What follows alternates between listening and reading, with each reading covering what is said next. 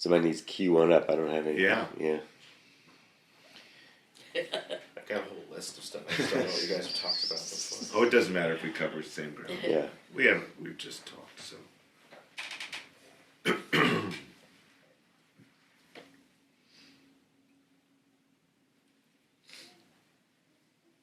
Have to wax philosophical here. Most of that comes out from something else, you know. Yeah, it's just a matter of getting on a roll. And Yeah, you have to find the spots. it's terrible if somebody's just going to say, tell me something important. Right. Yeah. Okay, here it is. Get your This is notepad what you've been out. waiting for.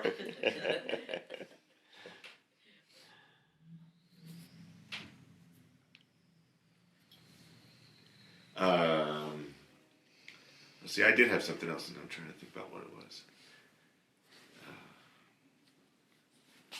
Well, Tim, did you have something written down?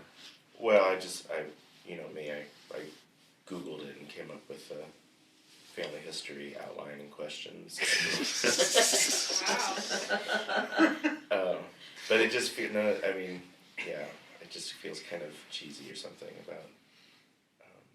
Well, it can guide you. So yeah, Well, that's the whole one point. thing that's not on here necessarily, but just such a recurring theme, with you and Mom and our family, with your start, and where I can relate to that only in the sense of having a couple of young children is, and I'm curious of how long you felt like, or if ever, you felt like you were kind of alone. You've got Lori, and even, when Nick comes, Lori's still, just Henry's age.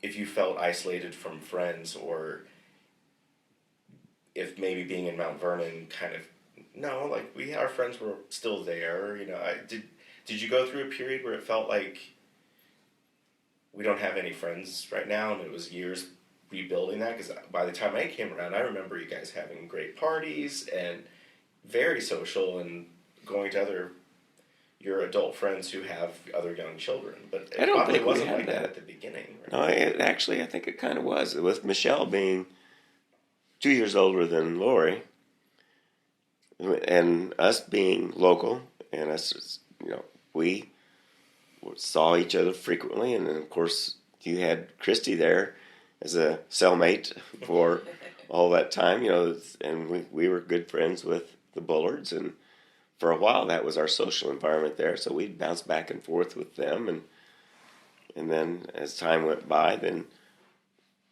first Chris was there, and then you started filling in a spot there, so there was a staircase of relationships in the family that were all local.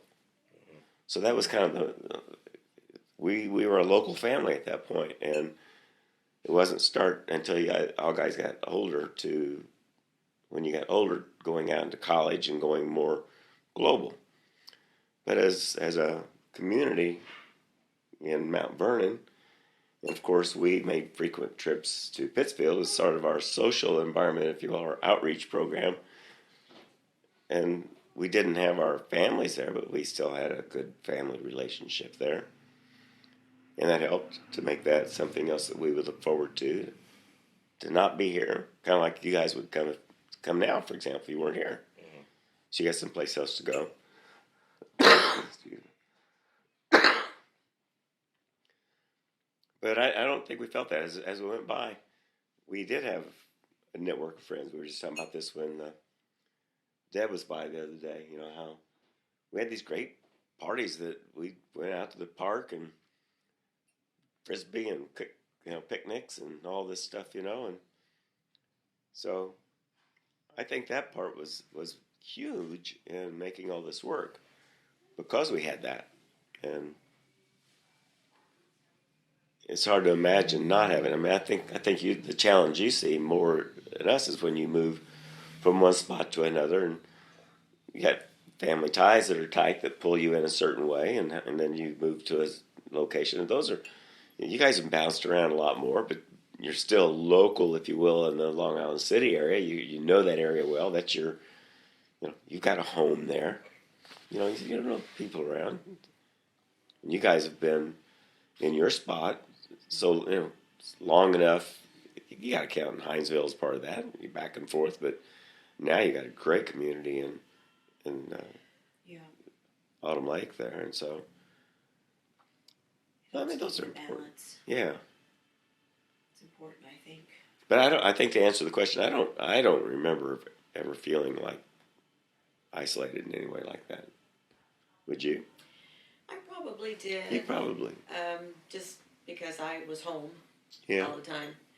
You know, you went to work every day, so you had Well, there were times for sure. Yes. a job. Yeah. Like when I'm standing at the door. Well, at 4, you get off at 4:20, and then by 4:30, Timmy's at the door, banging on the window. He says, he's coming, he's in, take him. There was a little bit of isolationism happening at Yeah. Hey, that wait, point. this isn't about me. No, it's not about you. Well, you raised the question, I wouldn't Let's have asked. focus on Dad. That's right. That's right. And we're not going there. Yeah. Well, that's right. I was short-sighted to say that there were, because I know as a stay-at-home mom that you certainly had a different view of that than what I did in that regard. Yeah. Because that's tough. It's a tough job. Fortunately, you found some outreach in the various social activities and people that you were help tie that to. But yeah, I was in a more general view of this, and you were in a very micro view of what that is on a daily basis, and that's a tough one. And I always had the story would have never had a change. I would have never done it differently. Yeah. Got just what I wanted.